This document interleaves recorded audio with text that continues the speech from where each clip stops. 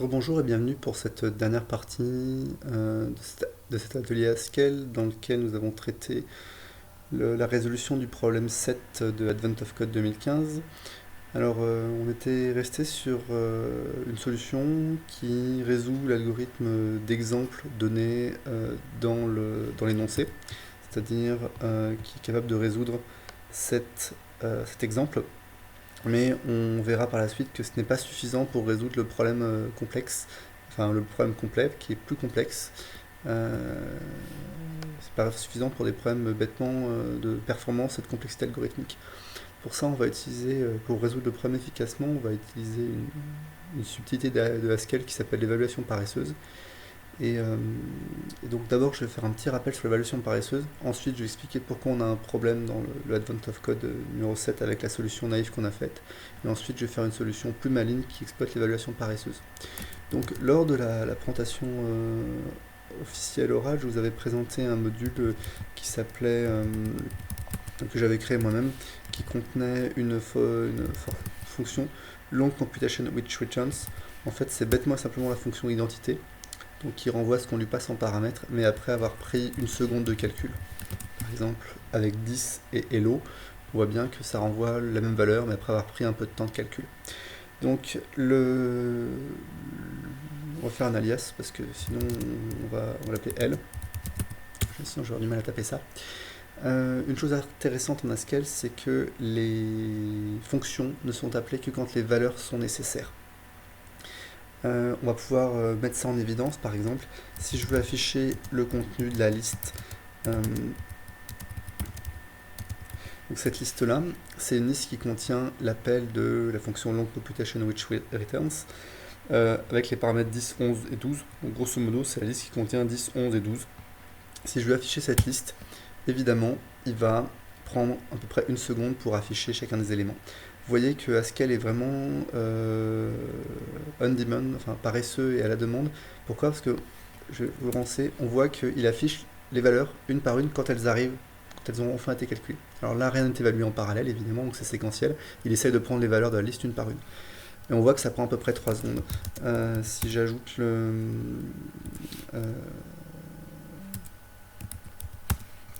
si j'ajoute un debug qui m'affiche le temps exécuté, là on va voir que ça a pris 0,01 seconde, ce qui est très surprenant.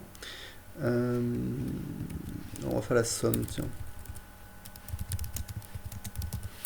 Je suis surpris du temps qui est affiché. Je me demande pourquoi il m'affiche si peu de temps. Bon.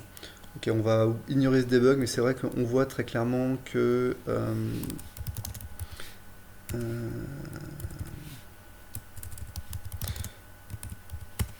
on voit très clairement que le temps qui est pris est évidemment de l'ordre de 3 secondes. Donc là, j'ai passé beaucoup de temps pour vous montrer ça. Maintenant, si je calcule la longueur, on pourrait se dire, bah, d'abord, il va calculer les valeurs une par une, les mettre dans la liste, et envoyer une liste qui fait de longueur 3. Comme dans la plupart des langages de programmation, si vous écrivez ça en Python, en C++, dans je ne sais quel langage, il évalue les arguments, il construit l'objet, et ensuite il renvoie l'objet. En Haskell, ce qui est intéressant, c'est que là, la liste, il n'a pas besoin des contenus des cellules pour connaître la longueur, il a juste besoin de savoir le nombre d'éléments. Ça, c'est assez fort, c'est pour ça que je vous le remontre, la longueur le retour de la fonction longueur se fait instantanément. On va tricher un petit peu. On a la capacité en Haskell de voir quelles ont été les valeurs évaluées sur d'un objet et quelles sont celles qui ne sont pas encore évaluées. Donc par exemple, si on fait let L, list, on va l'appeler T, donc L10, L11, on va faire quelque chose de marrant, map de L sur la fonction de 1 à 10, qui d'ailleurs est une liste de int. Je vous le casse en liste de int, c'est un détail ici, c'est pas nécessaire, mais c'est un détail pour que le shell me ait le comportement que je veux. C'est un détail d'implémentation. Donc si je fais sprint, c'est une fonction qui va me permettre de voir comment est évaluée ma fonction à l'heure actuelle. On voit que sprint de t, c'est underscore, c'est-à-dire que rien n'a été évalué jusqu'à présent. Si maintenant je calcule la longueur de t, c'est 10, ça semble évident, on a appliqué la fonction L sur les éléments de 1 à 10, donc il semble évident que la longueur de la liste T c'est 10. Si maintenant je fais sprint de t, on voit quelque chose d'assez marrant, c'est que t, c'est vraiment une liste qui contient 10 éléments non évalués. Donc, par exemple, si je prends le premier élément de t, head de t, là vous allez voir, ça prend une seconde. Voilà, on récupère le résultat qu'on veut. Et si maintenant je fais sprint de t, eh bien évidemment, on voit que le premier élément a été évalué. Donc il n'y a plus un underscore, il y a vraiment une valeur qui a été mise dedans. Si je prends le dernier élément de t, c'est pareil. De la même manière, je vais avoir une seconde de calcul. Et si je l'affiche encore une fois sprint pour savoir ce qui a été évalué, bah, j'ai le premier et le dernier élément qui ont été évalués. Les autres sont paresseux, ils n'ont pas encore été évalués. Et ils ne seront évalués que quand cela va être nécessaire. Encore une fois, si par exemple je me pose la question de savoir si 1 est un élément à la fonction lm qui me prend une valeur et une liste et qui me dit est-ce que 1 est un élément de la liste en question? Oui, il m'envoie vrai parce qu'il va trouver le 1 tout de suite. Si maintenant je lui demande si 3 est un élément de la liste en question, regardez, il va avoir besoin de calculer 2, puis 3. Hop, il m'a calculé 2 et 3, vous voyez qu'il a pris 2 secondes. Si je lui redemande si 3 est un élément, je vais avoir la réponse tout de suite vu que la liste a été calculée, les valeurs ont été calculées, maintenant c'est stocké, il n'y aura pas besoin de les recalculer. Et évidemment, si je lui demande si 101 est un élément de t, et bien là, il va devoir calculer tous les éléments jusqu'à arriver à la fin de la liste et se rendre compte que ce n'est pas vrai, 101 n'est pas un élément de t. Et si maintenant je affiche ma liste t, on voit ici que tous les éléments ont été évalués. Donc ça, c'est une propriété assez intéressante. En général, ça permet de faire des algorithmes où on se préoccupe peu de savoir... très souvent, quand on développe en C++, en Python, c'est le problème de savoir si la valeur va être évaluée ou pas peut être un problème qu'on se pose souvent.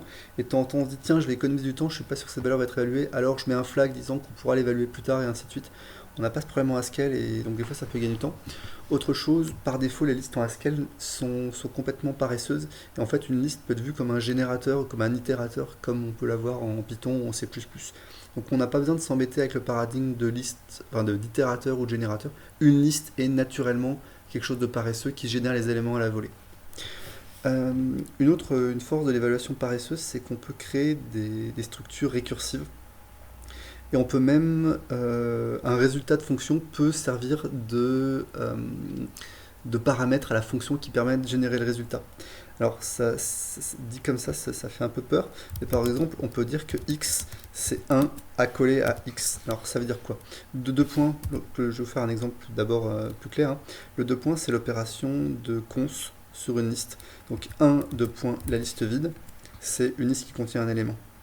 Donc 2 points, une liste qui contient 1, 2 et 3, eh bien c'est la liste qui contient 2 à coller devant, c'est ce qu'on peut coller, et 1, 2, 3. Très bien. Voilà. Maintenant, on peut, si je fais la liste x à coller à x est égal à 1 de point x, là c'est très intéressant parce que dans la définition, nous avons à la fois le résultat qui est x et la définition qui dépend de x. Là, on a fait quoi? On a fait bêtement simplement une liste infinie de 1. C'est-à-dire que si je prends les 10 premiers éléments de x, bah c'est 1 forcément, parce que j'ai 1 suivi de x. Et x, par définition, c'est récursivement, c'est 1 suivi de x, et ainsi de suite. Donc là, j'ai fait une définition récursive dans laquelle une valeur est à la fois le résultat et un paramètre de l'expression qui permet de calculer les résultats. Donc toutes ces petites choses-là, c'est des choses qui vont nous permettre de mettre en évidence, enfin de résoudre un problème que maintenant je vais vous mettre en évidence. Donc si vous vous rappelez, on a résolu le problème numéro 7 de Advent of Code qu'on a représenté donc, dans quelque chose qu'on a appelé le défaut de programme. Le défaut de programme, c'est bêtement et simplement le petit problème d'exemple 1, 2, 3 qui donne x, 4, 5, 6 qui donne y qu'on avait là. Donc 1, 2, 3 qui donne x. Et je crois même, si je dis pas de bêtises, qu'on l'a parsé avec exemple string, et donc on est capable normalement de parser exemple string. Alors on va pas trop s'embêter avec ça, mais rappelez-vous, on était capable de le résoudre. Donc maintenant la question c'est, est-ce qu'on peut résoudre le vrai problème qui m'a été fourni dans Advent of Code et que je devais résoudre, qui est bien plus complexe. Alors il faut juste que je me log, excusez-moi, j'avais pris mon compte GitHub je crois. Voilà, très bien. Et le problème 7 d'Advent of Code, voilà, mon input, c'est voilà. Voici le problème complexe, donc qui est bien plus complexe que le problème que nous avons résolu qui faisait 5 ou 6 lignes. Celui-ci fait une centaine de lignes. Et une particularité, c'est qu'il y a des appels multiples à la même expression. Alors ça va s'expliciter avec... là, vous avez vu la liste de mes mails, c'est pratique. Je suis perdu dans mes bureaux virtuels. Voilà, non. Alors j'étais où? Non, non, non, non, non, non. Et je ne sais... Oui, voilà, bon. Bien écoutez, on coupera ça au montage. Donc comme je le disais, dans notre exemple, là, je l'ai stocké dans un fichier que j'ai mis sur disque, que j'ai appelé Intute, qui stocke l'intégralité de l'exemple. Donc si on s'amuse à le parser, on va le parser et on va le résoudre. Donc on va appeler ça la fonction dset, hop, donc qui va parser Intute. Donc read file du fichier Intute. Ensuite, on avait dit qu'on avait quelque chose qui prenait une string et qui pouvait m'envoyer un programme. C'est la fonction parse programme, je crois qu'on l'avait appelé. Parse programme, qui me prend une string et qui m'envoie un maybe programme. Donc, guys, parse programme de content of nothing. Bon, faire error to parse, ok, et just un programme. Alors, bien, ce qui va nous intéresser, nous, c'est de résoudre ce programme. Donc, pour le résoudre, on va appeler la fonction qu'on avait créée, qui s'appelle evalProgramme. evalProgramme, elle prend un programme, un wire, et nous renvoie peut-être une valeur si elle a réussi. Alors, dans le cas de l'Advent of Code, de ce problème d'Advent of Code, nous, ce qui nous intéressait, c'était quel est le contenu du wire A. Donc, ce qu'on va faire, c'est bêtement et simplement, on va afficher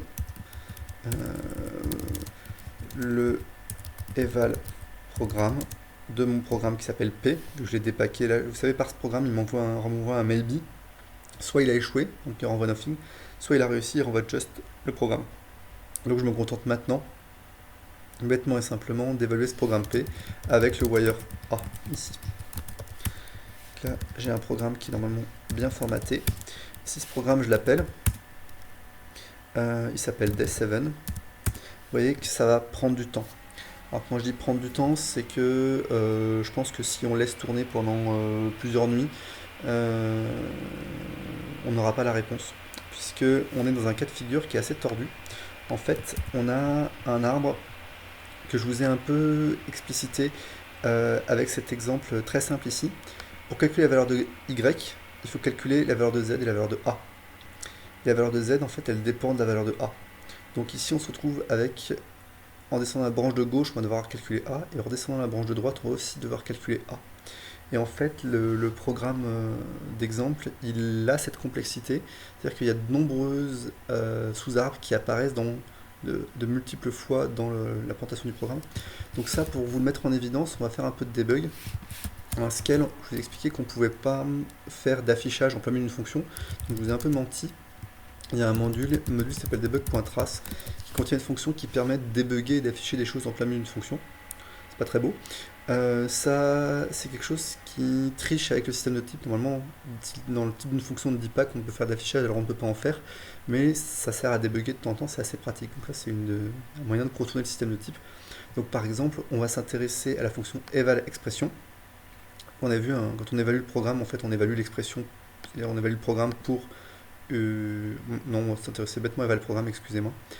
evalProgramme, il est appelé pour un programme et un wire.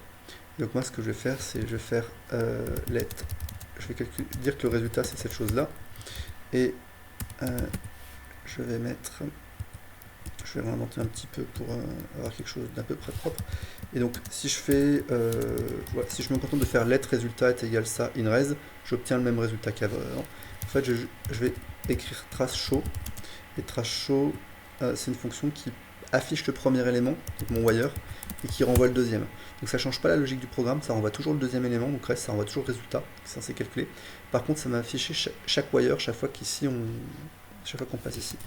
Donc si je recharge mon programme et que je le relance, je vois qu'il y a beaucoup de wires qui sont appelés, bien plus que le nombre de wires qui existent dans mon petit programme. Et bon, si j'arrête parce que j'ai pas que ça à faire, je vois que par exemple le wire B est appelé de multiples fois, ici, voilà. Donc en gros, on se retrouve à appeler de nombreuses fois des évaluations qui ont déjà été faites, euh, et ce jusqu'à ce qu'on craque et qu'on arrête le programme parce que ça va prendre trop de temps. Alors pour information, dans le shell qu'il y a là, qui est GHCI, le shell d'Haskell, je suis en mode interprété, donc c'est lent comme un langage interprété, pas forcément très efficace. Maintenant, on peut compiler Haskell et le rendre très rapide, avec des performances équivalentes au C, au C++ dans certains cas. C'est ce qu'on fait généralement. Et donc là, on a plus de problèmes de performance. Mais même en compilant ce programme-là, on aurait les mêmes problèmes de temps. J'aurais écrit ce programme en C++, il prendrait aussi la nuit. Donc là, on a vraiment un problème algorithmique qui est qu'on évalue trop souvent certaines branches.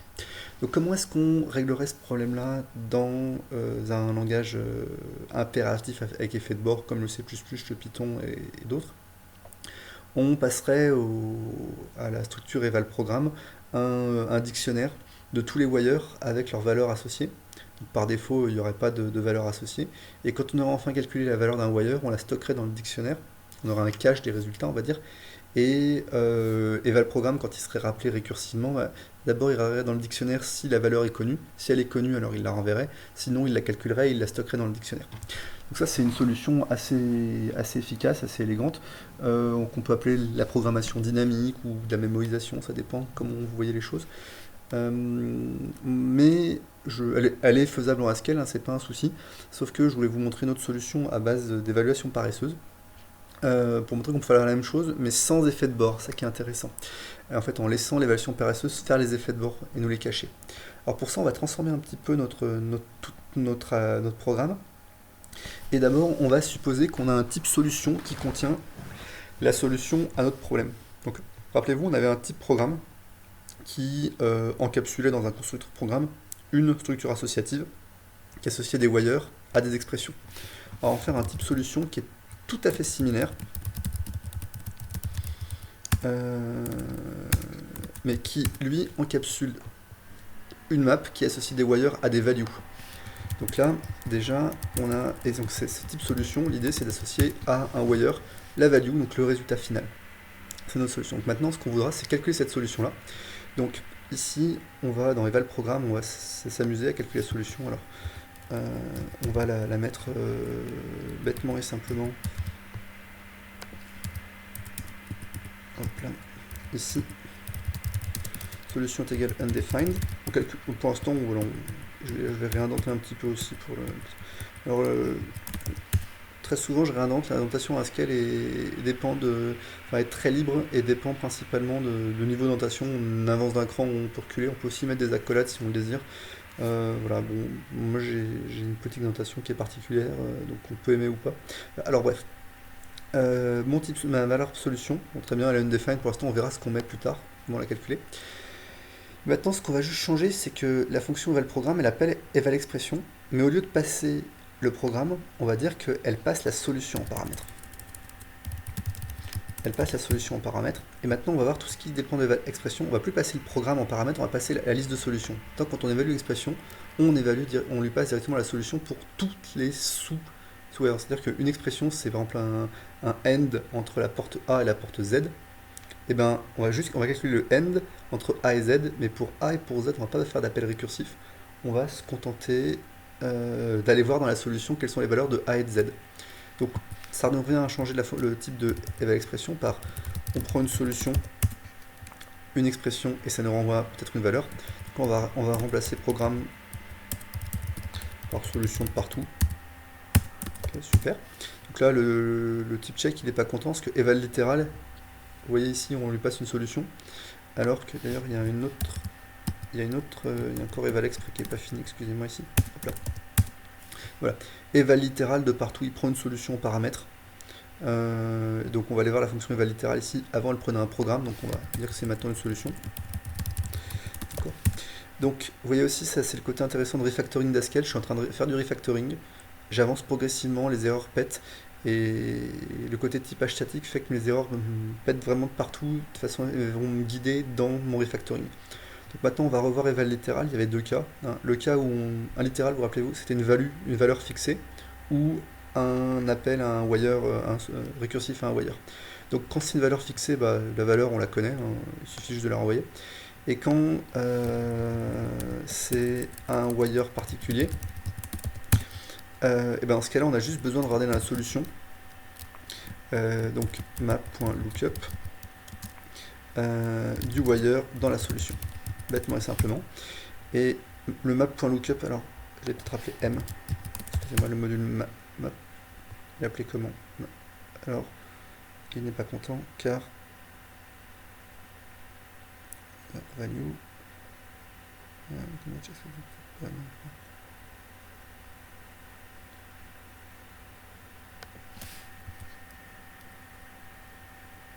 je suis étonné.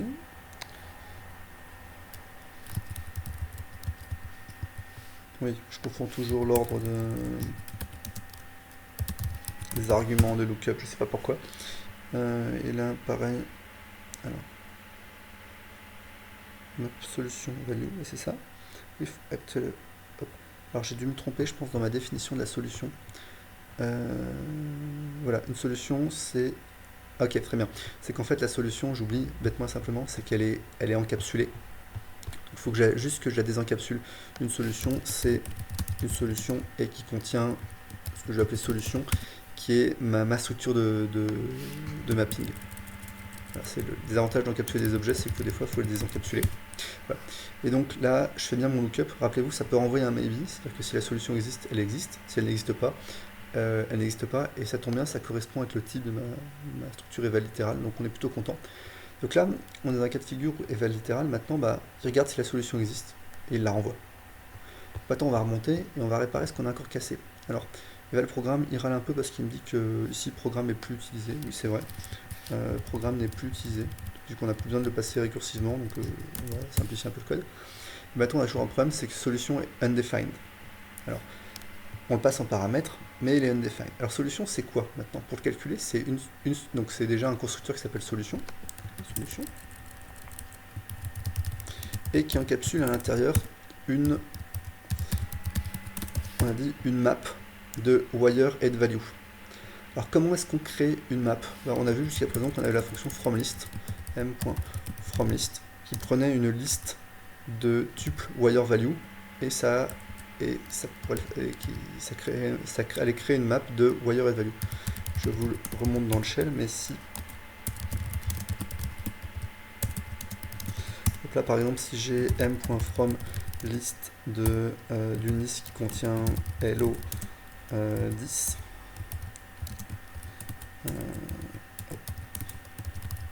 world 11, pourquoi pas, hein. Et bien là, le type de cette instruction là, c'est une map qui associe une liste de chars. Alors, une liste de chars, c'est bêtement et simplement une chaîne de caractères à A, et A c'est un nombre. Voilà. Donc nous, ce qu'on veut faire, c'est ici créer une liste qui associe un wire à sa valeur. Est-ce qu'on a une fonction qui, connaissant un wire, est capable de nous calculer sa valeur? Bah, cette fonction s'appelle evalProgramme. Mais c'est pas totalement ce qui nous intéresse, ça va pas être très satisfaisant, puisque on n'a plus envie d'appeler evalProgramme, on aura envie d'appeler evalExpression. Alors pourquoi? Je sais pas trop, mais bon. Ce qu'on sait faire par contre, c'est une solution quelque chose qui peut associer à une expression et une solution excusez-moi, je me perds un petit peu. On a notre programme qui contient une map de wire et d'expression. Et nous, on veut une map de wire et de value. Donc, comment transformer l'expression en value? Bah, ça revient à appliquer, à transformer notre map en appliquant sur chaque expression la fonction qui est capable de transformer une expression en maybeValue. Donc pour ça, on va créer une une liste qu'on va appeler la liste de solutions solution list. Notre solution list, c'est quelque chose qui va mapper. En fait, moi je me dis, j'aimerais bien voir s'il n'y a pas une fonction qui permet d'appliquer à tous les éléments d'une map une autre fonction. Vous voyez, parce qu'on a bien on a une map dans le programme, on a une map de wire qui est associée à expression, et dans solution, on a une map qui associe des wires à des values. Donc si on pouvait transformer une expression en value, ce serait assez intéressant.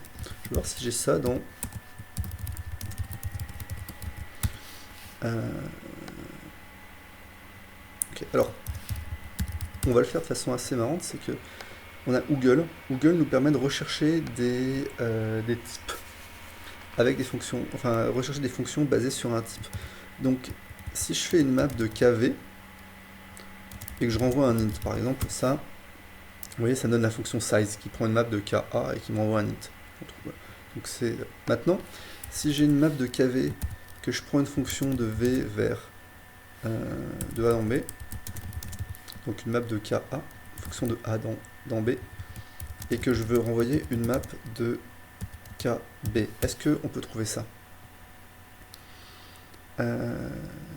Donc ici j'ai la fonction map, mais elle va me poser problème, c'est que elle s'applique que sur des expressions, mais c'est pas trop un souci.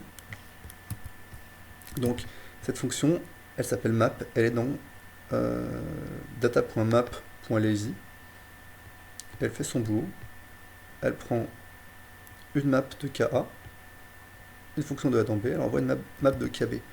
Donc c'est un peu ce qu'on veut finalement. Donc on va faire m.map, et notre fonction, c'est une fonction, donc on a besoin d'avoir une fonction qui convertit une expression en valeur. Et une fonction qui convertit une expression en valeur, on la connaît, c'est evalexpr. Elle convertit une expression en maybe value. Alors on va tricher un petit peu, on va l'appeler evalexpr ok.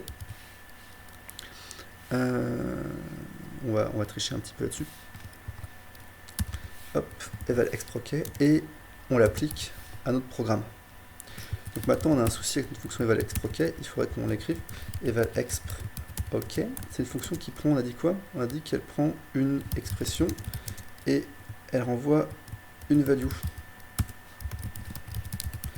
Ok, notre fonction evalexpr ok, bah, qui prend une expression et qui renvoie une value, bah, on a evalexpr exp qui prend une solution, ah on est embêté là, et une expression, et qui renvoie un maybe value.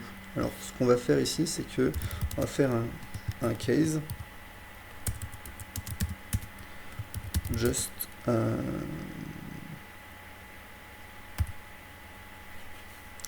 une value, on renvoie la value, nothing, on renvoie une erreur, ça n'existe pas. Hop là. Et là on voit qu'on a besoin de passer la solution en paramètres. Donc il suffit de la mettre, de rajouter un paramètre, c'est la solution. Et maintenant, bah, on voit que evalexpr ok a besoin d'un argument en plus, qui est la solution, donc on va lui passer. Et on se retrouve dans un cas de figure qui est assez comique.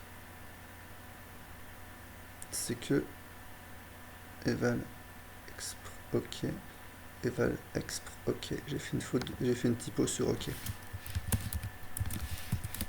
Ok. Voilà. Et là, normalement, si je recharge mon module et que je lui demande d'évaluer D7, il me trouve immédiatement que pour le wire A, la valeur, c'est 956, ce qui correspond, comme je l'avais dit, enfin, au résultat attendu, donc c'est plutôt satisfaisant. Alors, il y a cette subtilité ici, c'est que la solution est créée à partir de l'application d'une fonction qui prend la solution en paramètre. Alors en fait, il se passe quoi derrière? Il se passe qu'on va créer une structure associative qui contient les clés, qui sont les wires, et qui en valeur, qui sont cet appel de fonction-là. Et cet appel de fonction-là, il n'est jamais appelé, il n'est pas appelé au départ, donc on peut créer la structure associative et un appel, on va dire, paresseux à cette fonction-là qui prend la structure associative en paramètre. Et au fur et à mesure des appels à cette structure associative et à ses sous-fonctions, la structure associative va remplacer ces appels paresseux par des valeurs réellement complètement évaluées et va se remplir au fur et à mesure.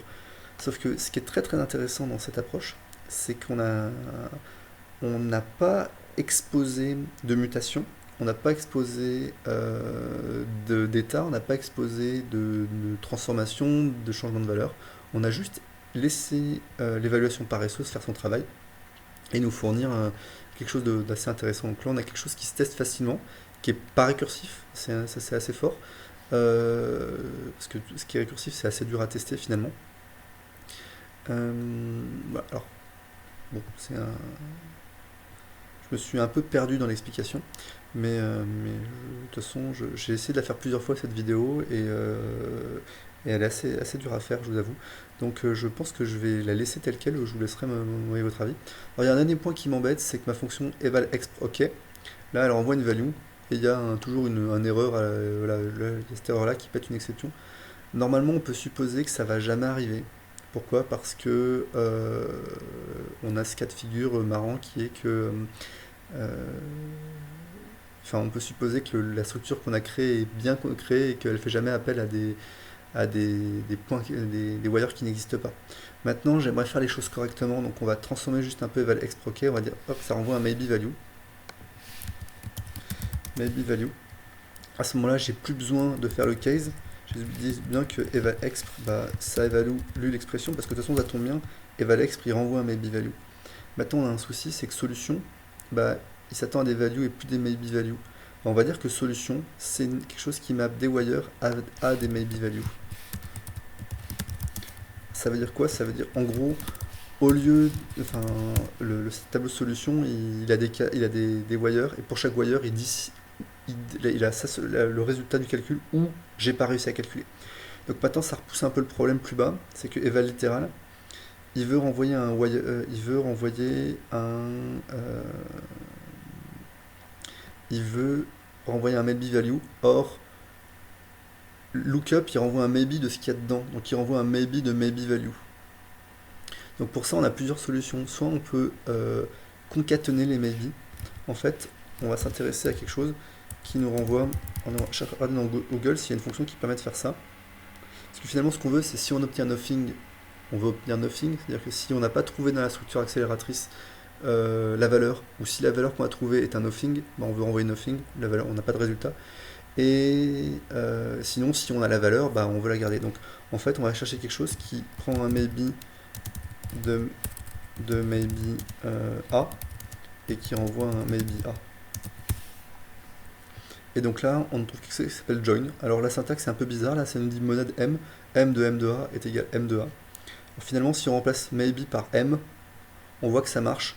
Et en fait, il se trouve que maybe c'est une monade. Donc en fait, join c'est une fonction générique qui permet d'écraser quand vous avez un empilement on va dire de conteneurs. Donc là, je rentre dans des considérations assez génériques, ce typage de haut niveau. Bon, grosso modo, on a besoin de faire ce truc-là. On l'a fait, on va le faire là. Donc on va directement, cette fonction, elle est dans contrôle.monade. Donc on va l'utiliser directement ici. Là. Join. Hop. Et évidemment, on va l'importer. Import.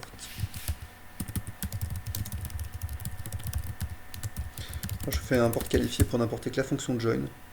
Et donc normalement, ici, maintenant, je suis un peu plus satisfait de ce que j'ai fait. Puisque, donc déjà, ça a tendance normalement à marcher.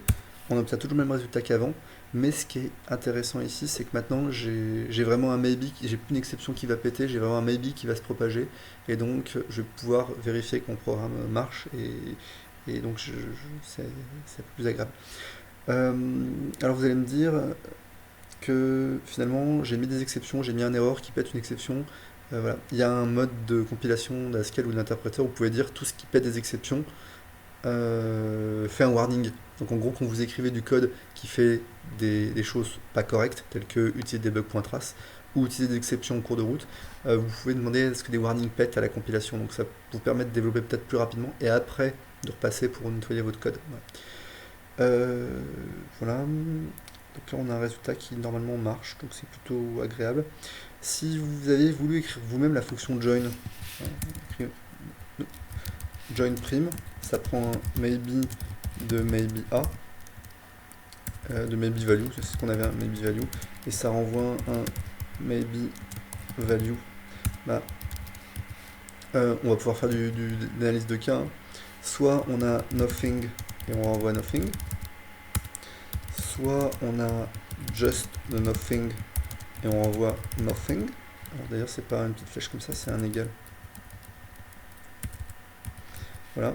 Et dernier cas de figure, regardez, Iral il me dit que j'ai pas géré le cas just de. Donc si je fais join prime just de v, et ben j'envoie just de v. Okay. Alors on peut même tricher un petit peu finalement parce que regardez, ce dernier cas là, nothing, just v. Donc en gros je peux faire just de v est égal à v et j'aurais géré tous les cas.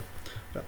Donc ça c'est join prime, c'est la fonction join que on a récupéré la librairie standard, mais qui est appliquée vraiment à notre cas de figure de maybe value. Alors maintenant ce qu'il faut voir c'est que déjà on peut la rendre un peu plus générique, parce que finalement ça marche quel que soit A. Alors pourquoi est-ce qu'il n'est pas content? Excusez-moi, parce que oui, il ne peut pas convertir n'importe quel A en value, donc il faut quand même rester générique dans le type. Ça marche quel que soit, donc là on l'a rendu un peu plus générique. Et après, on pourrait s'amuser à la rendre bien plus générique, mais ça demanderait de commencer à vous expliquer les monades et ces choses-là, donc j'ai pas envie. Voilà. Et d'ailleurs, on va dans le fichier final écrire utiliser join prime, ce qui va nous permettre d'avoir un résultat satisfaisant. Donc évidemment, si je relance ça, je suis content. Voilà. Donc je vous remercie d'avoir suivi ces différents tutoriaux vidéo. Le dernier était un petit peu flou, je vous l'accorde, parce que j'ai essayé d'expliquer l'évaluation paresseuse dans un cas de figure assez particulier dans cette base de code. Bon, je vais vous prendre mes excuses pour ça, n'hésitez pas à m'envoyer un mail si vous voulez si vous avez des questions en plus. Bon, alors pour résumer, on a résolu le problème de l'Advent of Code de façon assez élégante, hein, finalement. On a tout fait en 222 lignes de code, sachant qu'en plus j'ai fait du Haskell un peu large d'un point de vue code. J'aurais pu vraiment faire bien plus compact. J'ai insisté sur une chose, c'est que j'ai essayé de définir des types ici, qui représentent vraiment notre problème de façon très claire. Et ça m'a permis de développer en fait en suivant les types et en essayant de boucher les cas, c'est-à-dire que chaque fonction qui prend un type en paramètre, j'ai voulu gérer tous les cas. Chaque fois mon éditeur me disait quel cas je n'avais pas géré, et donc ça m'a permis d'avancer. En mettant des types bien paquets, juste par exemple mon programme, je dis que c'est un programme qui est en paquet à une structure associative. J'aurais très bien pu faire un alias, mettre un alias, ça aurait rendu mon code plus simple, j'aurais pas besoin de paquer des paquets. Mais en fait, je prends cette habitude de paquer dans des types pour pas confondre. Parce que deux structures associatives, deux structures de mapping, si elles ont le même type, elles pourraient être considérées comme équivalentes, mais peut-être qu'elles n'ont pas le même sens dans votre programme. Donc, si vous voulez pas les confondre, mettez des types différents. Et ça, c'est un truc que j'ai tendance à faire assez souvent, c'est, mettons, si je manipule des flottants dans mon programme, ces flottants, en fait, je peux leur coller un type plus sérieux, parce que ces flottants, c'est peut-être une distance, ou c'est peut-être des distances au carré. Je leur colle un type. Et il y a des librairies en Haskell qui vous permettent de mettre des types avec des grandeurs numériques et des dimensions, et comme ça vous vous tromperez plus, vous passerez plus une distance en carré par erreur à une fonction qui prend une distance.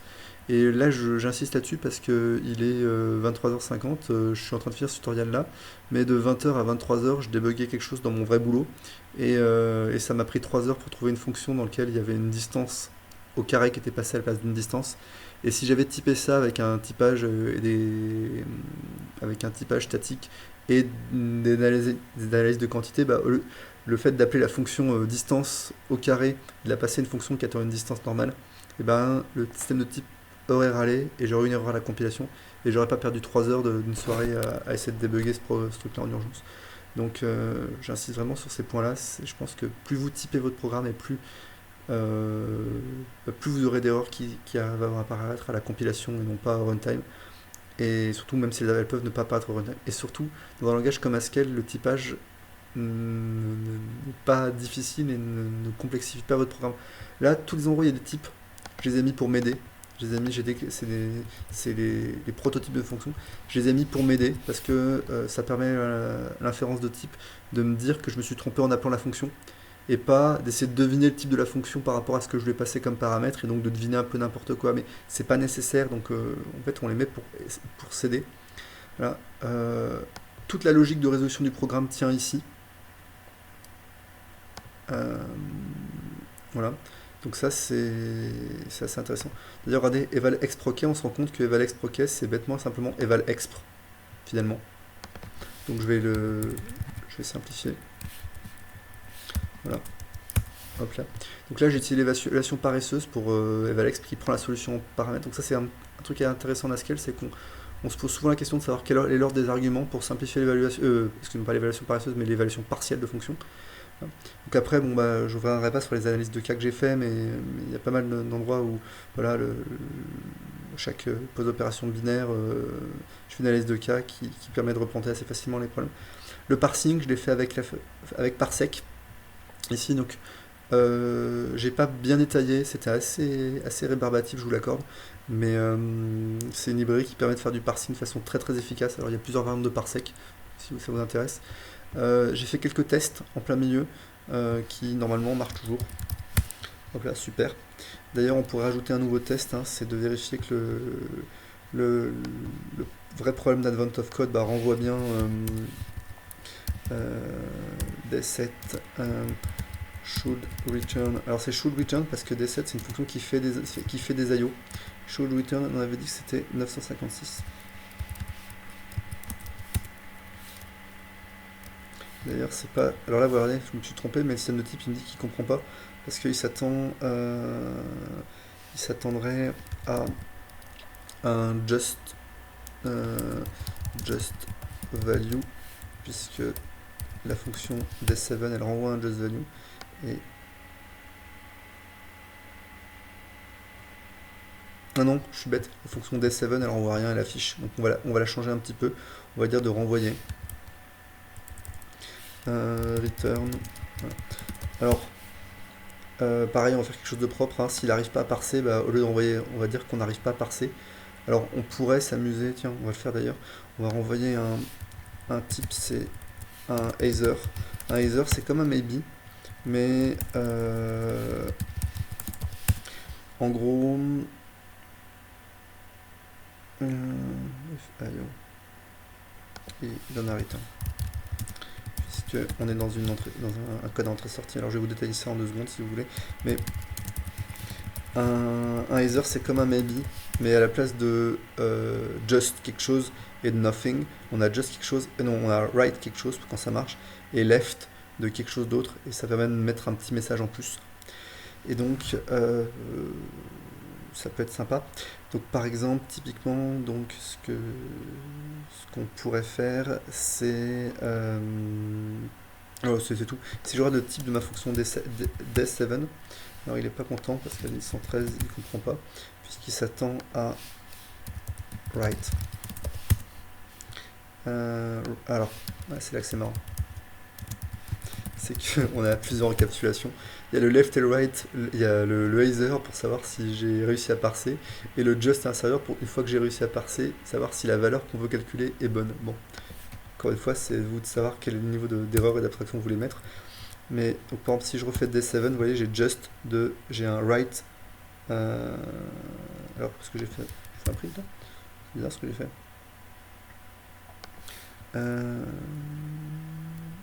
Oui, c'est ça. Je ne comprends pas pourquoi j'ai write wire A. Ah, j'ai wire A, ça c'est le debug, excusez-moi, il y a toujours mon trace. Il y a toujours mon trace chaud là. Donc forcément, il affiche des choses en plein milieu c'est le côté de l'évaluation paresseuse, c'est qu'il affiche. Bon, mais bref, write just value 956, donc ça a fonctionné. On pourrait s'amuser un petit peu, mais par exemple, si jamais je lui demande de parser un fichier qui est je sais pas ce que j'ai comme fichier là dans le répertoire, mais si j'ai stack.yaml, tiens. Okay. Donc si je recharge et que je lui demande il me renvoie write de nothing. Alors c'est assez étonnant, c'est-à-dire qu'il a réussi à parser le stack.yaml et que il a réussi à le parser et qu'il a rien trouvé dedans. Après, il est pas capable d'évaluer le wire A. Donc je suis étonné qu'il ait réussi à parser stack.yaml. Ça m'étonne d'ailleurs. Donc on va essayer de voir ce qu'il y a.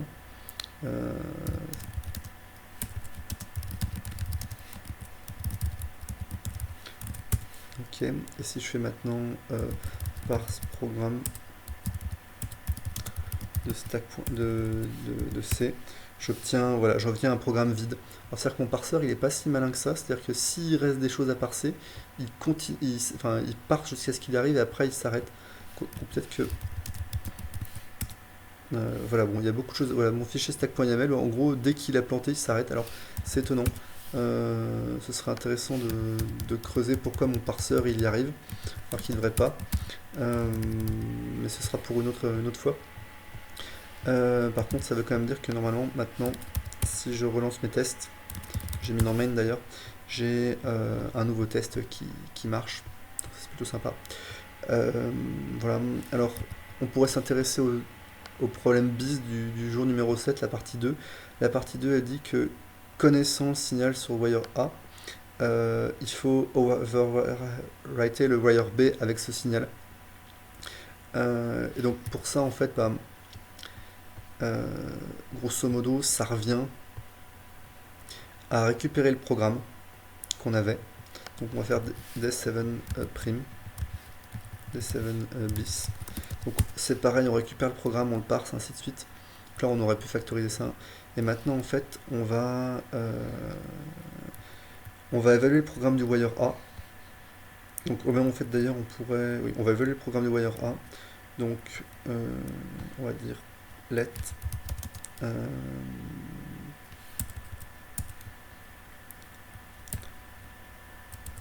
case eval programme P wire A of just wire B. Alors on fait quelque chose, nothing, on renvoie left.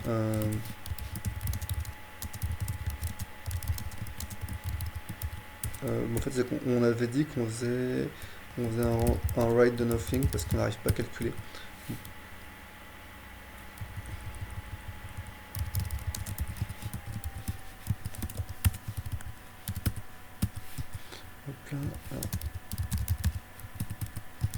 Ok, et dans le cas où on a notre wire B, bah, ce qu'on voulait faire, c'est notre programme.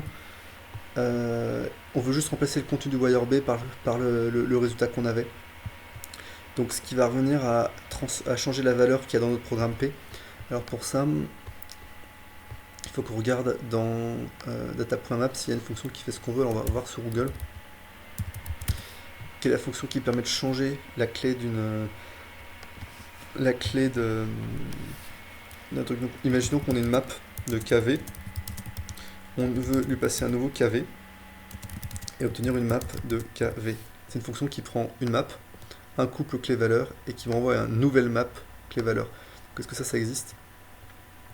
Alors, c'est pas très satisfaisant ce qu'on obtient. Alors peut-être qu'on pourrait lui passer une liste de couples de KV. Ils aiment bien faire dans le librairie Haskell, faire des updates en batch. Bon, alors pas grand chose. Est-ce qu'il y a un update ici? Delete update, delete adjust.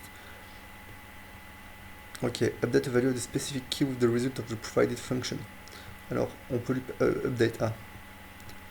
Update the value x at k. Donc on lui passe une fonction. Alors, est-ce qu'il y a des solutions sans la fonction? Bon, on va le faire. Hein. On va utiliser adjust, tiens. Ok. Donc en gros, ça prend la map de KA, une clé, et ça prend une fonction qui prend la première valeur et qui renvoie une nouvelle valeur. Donc nous, on s'en fout, on veut ignorer l'ancienne valeur. Donc déjà, alors on va dépacker le programme. Hein. On va dire let programme la map est égale P. In. On va repacker le programme après avoir modifié la map. Et donc notre fonction c'est m.adjust d'une fonction f, donc on va l'appeler f pour l'instant, on verra bien, à une clé k, donc la clé c'est le wire B, B, et on veut mettre comme valeur une expression qui contient une expression qui contient le résultat du calcul. Donc ce qu'on a mis dans wire B. Donc une expression, c'est un littéral expression qui contient un littéral, et notre littéral c'est un value L. Donc on a donc un oui, il faut que notre fonction f, elle prenne en paramètre where f, donc f elle prend une valeur qu'on va ignorer, et à la place on va mettre bêtement et simplement un literal expression qui contient un value littéral qui contient wire B. Et normalement, alors on va se contenter de le mettre ici. Fonction f. Et là, il n'est pas très content. Pourquoi n'est-il pas content? Parce qu'il manque une parenthèse. Alors là, on repart notre programme. Alors c'est normal, oui, parce qu'en fait, on est en train juste de créer un nouveau programme, donc on va appeler P'. Et maintenant, on va bêtement évaluer le programme et renvoyer son résultat. Donc,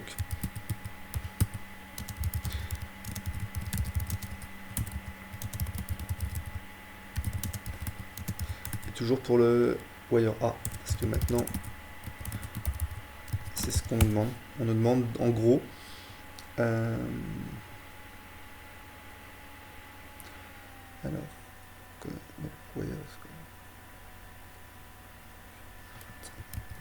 adjust, il prend une fonction de va dans A, oui, une key, et bah on a oublié de passer une map, donc la map c'est M je pense. Voilà. Et donc en gros, ce que j'ai fait, c'est que j'ai calculé le résultat du wire A comme dans le premier jour. Et maintenant, j'ai changé ma case dans ma structure associative par une nouvelle structure. Alors le souci, c'est que dans programmation impérative, qu'est-ce qu'on aurait fait? On aurait juste bêtement et simplement modifié dans le programme. Là, on est forcé d'en créer un nouveau et d'en repacker un nouveau. Mais c'est pas forcément plus gênant. Après, je vous passe les détails, mais il y a des moyens en Haskell de faire ça de façon bien plus élégante et bien plus efficace. Donc là, je ne le fais pas parce que je ne peux pas tout vous montrer d'un coup. Ça fait déjà trop longtemps que cette vidéo dure. Voilà. Mais normalement, si je lance maintenant et que je calcule le résultat de D7 bis, j'obtiens 40 149. Et ça, est-ce que ça correspond au résultat que j'avais donné quand j'avais résolu? Oui, ça correspond. Donc là, je suis plutôt satisfait. J'ai résolu l'intégralité du Advent of Code. Donc je vais mettre mon test pour être sûr que ça marche. Parce que comme ça, je serai content. Et hop là, on a dit 40 149. Voilà. Et là, je suis assez satisfait de mon travail. Voilà. J'ai quelque chose une réponse qui revient très vite. Donc bon, je pense que j'ai à peu près tout résumé correctement. Je vais m'arrêter là. Je vous remercie d'avoir suivi ces différentes vidéos, si vous avez suivi. N'hésitez pas à me poser des questions. Et puis à très bientôt.